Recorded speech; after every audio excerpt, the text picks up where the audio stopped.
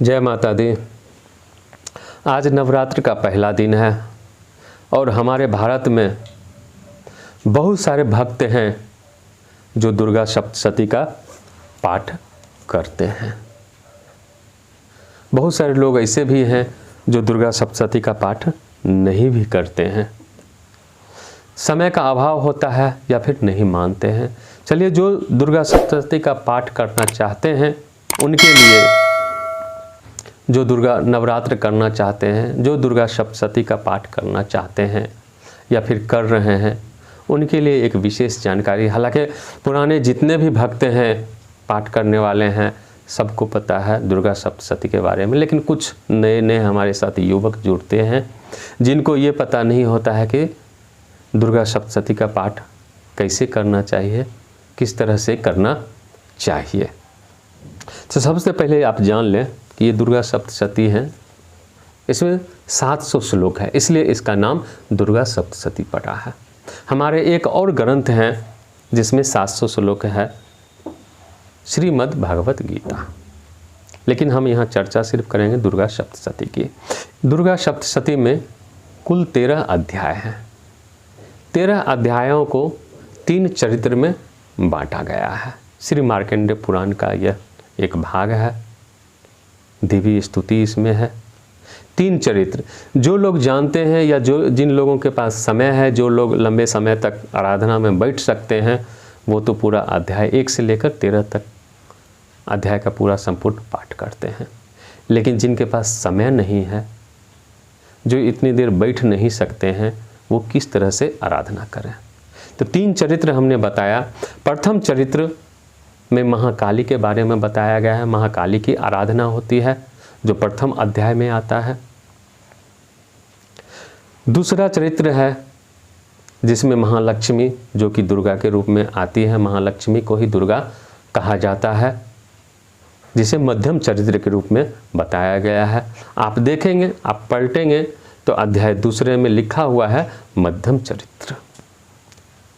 मध्यम चरित्र में 3 अध्याय आता है, दूसरा अध्याय, तीसरा अध्याय और चतुर्थ अध्याय। उसके बाद आता है उत्तर चरित्र। उत्तर चरित्र आपका शुरू होता है अध्याय 5 से लेकर 13 तक, जिसमें महासरस्वती की वंदना, महासरस्वती के बारे में बताया गया है। तो जिन लोगों के पास समय नहीं है, वो चरित्र के हिसाब से 3 भागों में बांटकर दुर्गा सप्तशती का पाठ कर सकते हैं। हालांकि शुरुआत तो आपको कवच, कील और अलगरा स्तोत्र और समापन, क्षमा प्रार्थना से करना चाहिए। लेकिन बीच में अध्याय अगर पढ़ना चाहते हैं, जिनके पास समय नहीं है, तो 3 भागों में बांट लें। प्रथम दिन प्रथम चरित्र, जो कि अध्याय 1 है सिर्फ, उसका अध्ययन करें, पठन करें। फिर दूसरे दिन 3 अध्याय आएगा जो कि मध्यम चरित्र का पाठ करना चाहिए। मध्यम चरित्र आपका अध्याय 2, 3 और 4। और फिर तीसरे दिन उत्तर चरित्र का पाठ करना चाहिए, जो कि आपको अध्याय 5 से लेकर 13 अध्याय तक आता है। फिर चौथे दिन आप प्रथम चरित्र करें, अध्याय 1। फिर 5वें दिन मध्यम चरित्र का पाठ करें, जिसमें अध्याय 2, 3 और 4 आएगा। और फिर 6ठे दिन अध्याय 5 से 13 तक का पाठ करें, जो कि उत्तर चरित्र कहलाता है।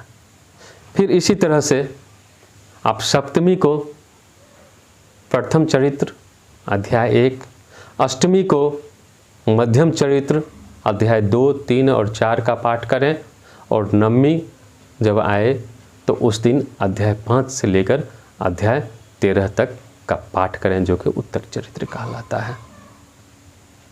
अगर इतना भी समय नहीं है आपके पास घर में पाठ करने का, तो कहा जाता है कि मध्यम चरित्र जो है, जिसमें देवी दुर्गा आती है, महिषासुर मर्दिनी आती है, जिस स्वरूप को पूरे भारत में, खास करके उत्तर भारत में पूजा जाता है, जिस स्वरूप की मूर्तियां बनाई जाती है, जिस स्वरूप की कल्पना, हमारे छवि हमारे मन में, आत्मा में बैठी हुई है वो है मध्यम चरित्र देवी दुर्गा, जो कि शक्ति का केंद्र है। दुर्गा का मतलब शक्ति होती है, प्रकृति होती है। सिर्फ आप मध्यम चरित्र भी अगर कर लेते हैं, मध्यम चरित्र का भी अगर पाठ आप करते हैं तो माना जाता है कि आपने संपूर्ण पाठ कर लिया।